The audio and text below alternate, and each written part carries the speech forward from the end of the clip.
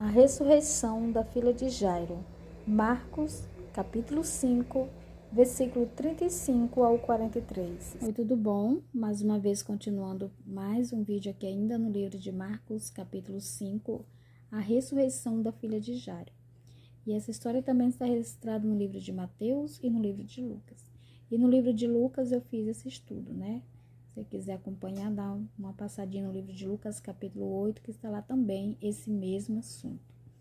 Para você que está chegando agora, que Deus abençoe você, continue no vídeo. E para você que já está um tempinho comigo, que Deus abençoe você também.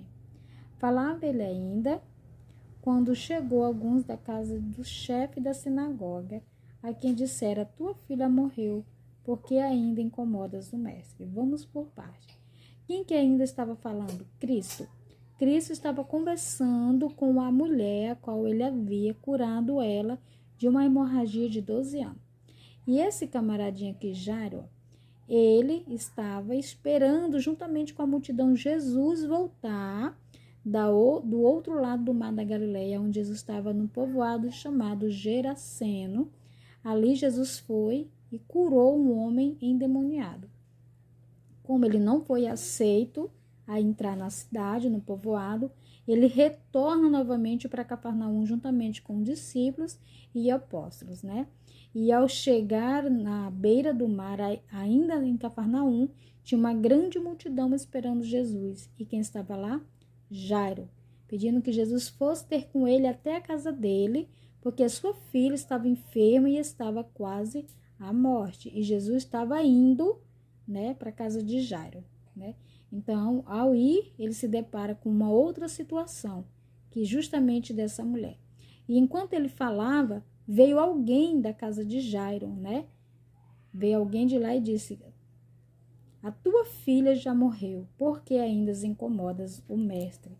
Agora, que notícia, né, gente? Ele foi atrás da cura da sua filha e antes que o milagre acontecesse, chegou a notícia que não dava mais tempo, que não era mais necessário o milagre, porque a filha dele já havia falecido. Mas Jesus, sem acudir a tais palavras, disse ao chefe da sinagoga: não temas, crê somente, ou seja, confia. Então, ele estava, talvez aqui, para muitos, inclusive para os discípulos, era uma palavra meio irônica, porque ninguém ainda sabia o tamanho do poder que havia sobre Jesus. Jesus já havia curado muitos enfermos, Jesus já havia expelido muitos demônios. Sim, as mensagens de Jesus eram lindas, inspirava a mudança, a transformação, mas ia à casa do principal da sinagoga para ressuscitar. Aí para muitos, aí não, aí para. Eu tenho certeza que ele não era tão poderoso ao ponto, mas sim, ele era e ele é ainda até hoje poderoso a esse ponto.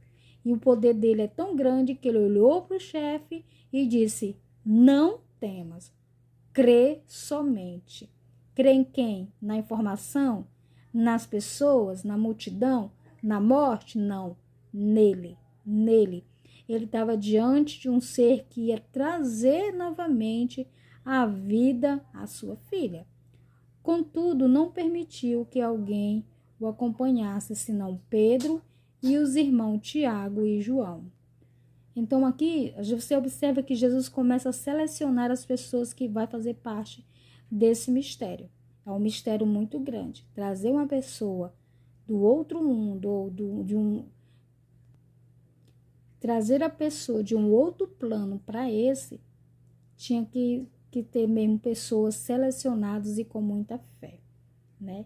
E você observa que Jesus escolheu dentre todos os seus discípulos e apóstolos, somente 3 para acompanhar ele nesse milagre: Pedro, Tiago e João, né?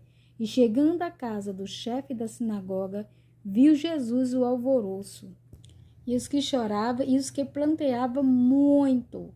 Ou seja, nós sabemos que uma casa de luto, uma casa onde tem velório, tem choro, tem desespero, aonde a gente vê que há um velório, A gente, por alguns minutos, a gente passa ali, mesmo que não seja parente, mesmo que muitas vezes não é nem conhecido, mas a gente fica penalizado, né? A gente fica com o coração apertado. E fora que naquela época tinha pessoas, né, que elas eram pagas, procuradas, justamente para isso, para prantear, para chorar, para fazer lamentos nos velórios, né? Eles recebiam por aquilo. E ao entrar em Jesus, lhe disse, por que estás em alvoroço e chorais? A criança não está morta, mas dorme. Assim, ao entrar, então, assim que ele chega na casa de Jairo, ele se depara com aquele alvoroço, as palavras deles foi recebida como ironia, né? Por que estás em alvoroço e chorais? A criança não está morta, mas dorme. Porque Jesus, ele conhece, né, a vida. Jesus, ele conhece o poder da vida e ele conhece o poder da morte. E ele tem ambos o poder, tanto da vida como da morte.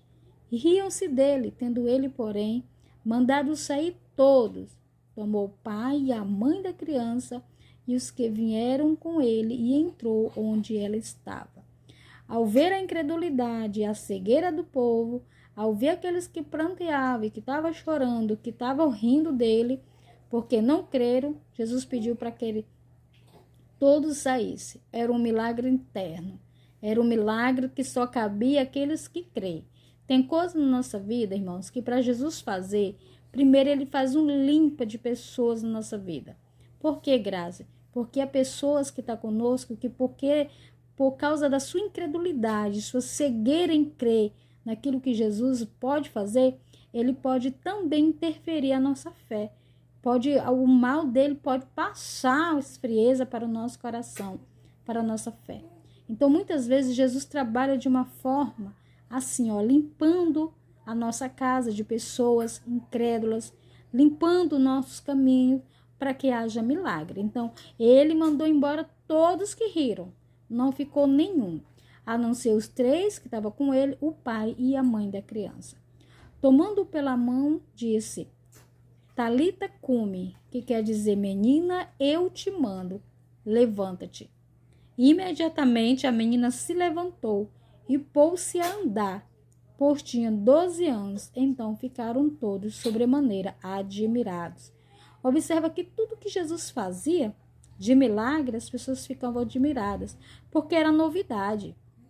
Eles estavam vivendo uma época que eles eram acostumados a ver pessoas morrer, ver pessoas enfermas, ver pessoas leprosas, ver pessoas de todo jeito.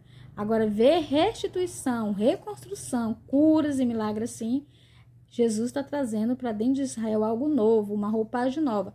Igual aquela parábola, né? Que ele falou sobre não se põe remendo velho, né? Não se põe remendo novo em uma veste velha, porque grande será a sua rotura. Então, Jesus estava trazendo para aquele povo algo novo, que eles não eram acostumados a ver. Algo novo que eles não eram acostumados a ter com ele. Mas Jesus ordenou-lhe expressamente que ninguém os soubesse e mandou que desse de comer àquela menina. Então, ele curou, mas agora ele ordena que cuide, né? O milagre aconteceu. Agora era necessário que cuidassem do milagre, que alimentassem o milagre, que desse segurança ao milagre, que agora, a parte dele ele tinha feito com a criança, né? Agora os pais iam continuar cuidando, zelando, que era o dever deles como um pai. Então Jesus tanto levantou aquela criança, como pôs aquela criança em pé e como fez aquela criança andar. Jesus levantou ela e pôs ela a andar. Ou seja, ele restituiu e restaurou aquela criança por completo. Amém? Que Deus nos abençoe em nome de Jesus.